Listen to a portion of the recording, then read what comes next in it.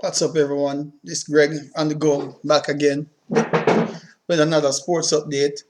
I'm back. I'm kind of real close up on the camera here. But yeah, I see Christian Coleman is at it again. He has been look like facing a ban now. Won't make it to the Olympics next year. And I talked about that with the young lady from Bahrain, and she was able to come up with a good explanation as to why she had her whereabouts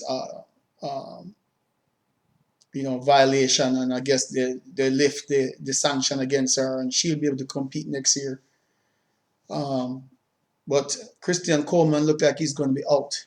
And what a shame, young guy, and had a lot of chances and a future. Looked like he had a future ahead of him, but no, you can't miss those tests, man.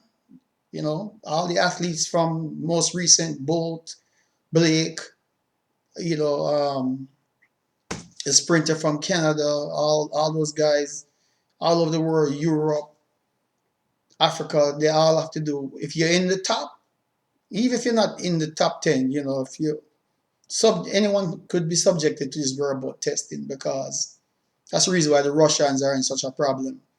With the IAAF and IOC and all that, they keep having drug violations with the athletes. But this is a serious thing because these athletes are getting paid a lot of money, and they're missing. I mean, missing these tests create the appearance of you're cheating. But more to follow. I'm gonna get my story queue up, so stand by, and I'll be right back.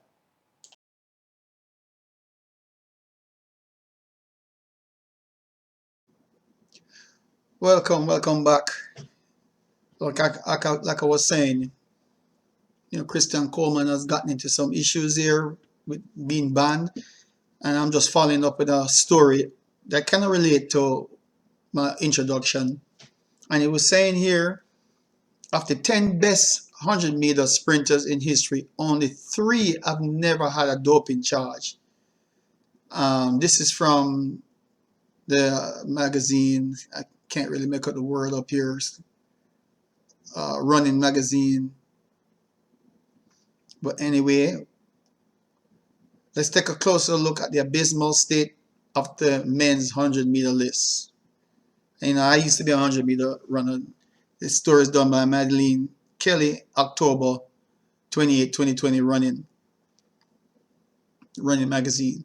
So yesterday, the Athletic Integrity Unit, AIU, announced that it would uphold 100-meter world champion Christian Coleman 2-year suspension following 3 whereabouts failures in 2019.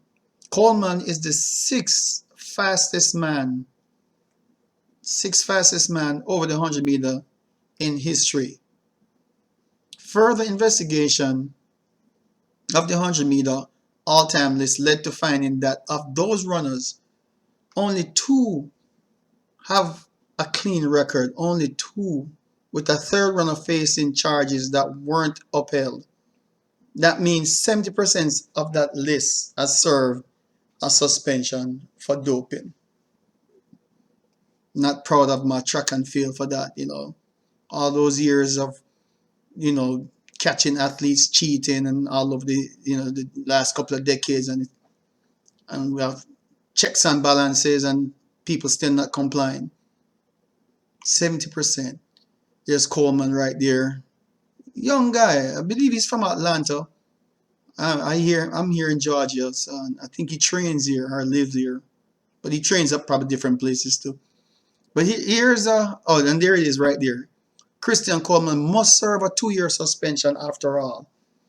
Now, I think another article I read that said his attorneys are looking into it to see if they can, I guess, still challenge this suspension. I remember the last person to go through something like that was Gatlin. And, he came back in, luckily. I think he avoided a lifetime ban, but he was able to come back. I mean, heck, he ended up beating Coleman and Bolt the last world, you know, uh, not that recent World Championship, but the previous Worlds before. right after the 2016 Olympic. So the top 10 list: Usain Bolt, Jamaica, he was clean. Tyson Gay, USA, banned before 2013 World Championships. Yohan Blake, Jamaica, banned before 2009 World Championship. Asafa Powell, Jamaica, banned after 2013 World Championship. Justin Gatlin, USA, banned in 2001 and again in 2006. Number 6, Christian Coleman, which is the most recent ban. And you can see 2020, banned in 2020. Nesta Carter, Jamaica, banned after 2008 Olympics. Get Jamaica teams, which included both disqualified. I believe that was the 4x100 meter gold medal team. That Bolt was on, the team is the anchor. Maurice Green, USA, never banned but faced allegations. Steve Mullins, Jamaica, banned 2004 and 2011. And then Richard Thompson, Trinidad, clean. So it's just 2 out of the top 10 lists. Usain Bolt and Thompson, Richard Thompson, Trinidad. It's a shame. And then look how many of my homeboys, carelessness. Them and the coaches should have been on top of this. Nutritionists, if they have one. If you don't have a nutritionist, then you have to take the responsibility as the professional athlete along with your coach, who's kind of, he's coaching, but he's also kind of like a manager with everything else, with your fitness and nutrition. If I was coaching, I would be so anal about trying to make sure I'm up to date with what's on the band. I'll be double checking with WADA, IAAF, looking at the list, partner with a doctor that, that's involved with athletic track and field, just familiar with the supplements and stuff that might be on the ban list that they consider enhancing drugs or masking drugs to cover up the fact that you may be using something, steroids or something like that, to cheat in competition. So that's a shame. There's a story here. Look here, a little article. While this list doesn't paint a pretty picture of the 100 meter, thankfully other events seem less fraught with drug charges. For example, in the women's 3,000 meter steeplechase, only 2 of the top 10 have served drug bans. Most recently, former world record holder and 2016 Olympic champion Ruth Jebet. The other 8 women have clean records. That's where it needs to be for the men's 100 meter. In a year with limited testing opportunity due to race cancellation and government-ordered social distancing, many fear that some athletes have taken this time to bend the rules. At the start of the pandemic, the Canadian Centre for Ethics in Sports, CCES, first limited testing and then cut it altogether. Canada wasn't alone in doing this, and since there were no competitions for several months, athletes were inclined to cheat, had a window of opportunity to do so, but athletes are innocent until proven guilty, so we will have to wait and see if these fears are substantiated as the remainder of the Olympic cycle plays out. I think that's the end of that particular story. Yeah, so Christian Coleman have to serve a 2-year suspension for now.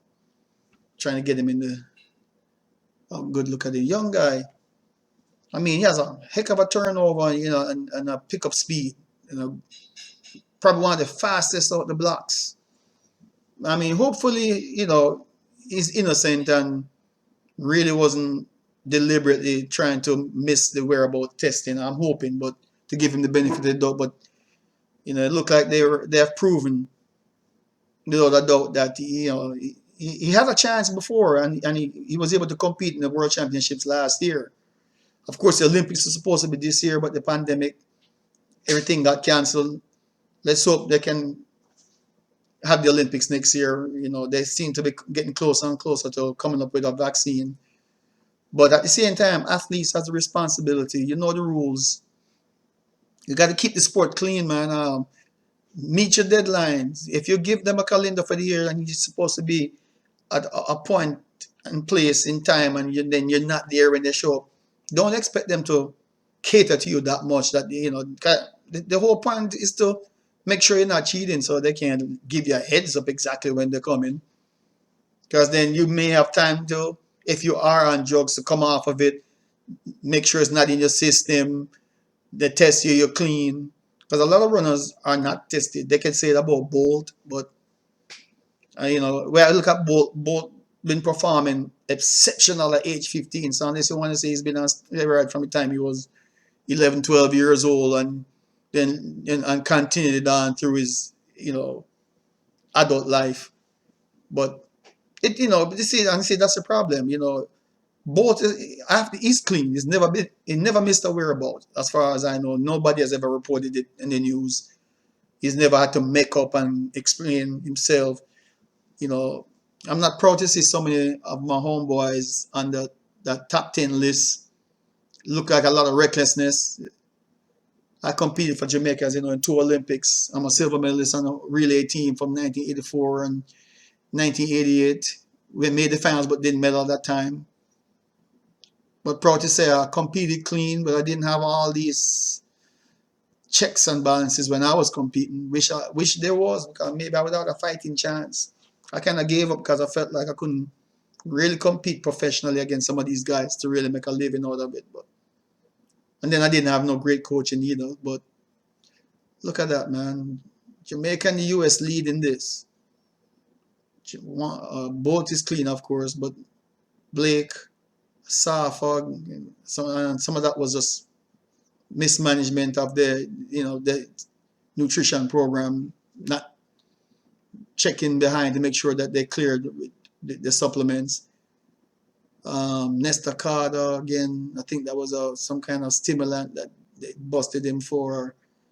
Steve Mullins, that's one too many, and when Jamaica perform now, people are going to think it's not just the US or Russians. The Caribbean guys are doing it, the African guys.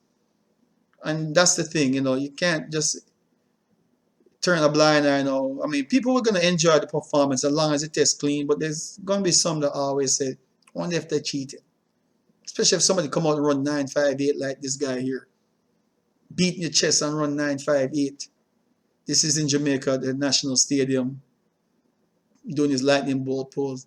But anyway, let's hope the best for this young guy. I mean, I want to see people get their chances, and if he has a valid reason, and he did make an effort and was where he's supposed to be, then, like they say, you're innocent until proven guilty. So we'll see how that plays out. The Olympics is still a way off, but who knows if it will happen if we don't get this pandemic under control. But anyway, just wanted to bring you out that track update.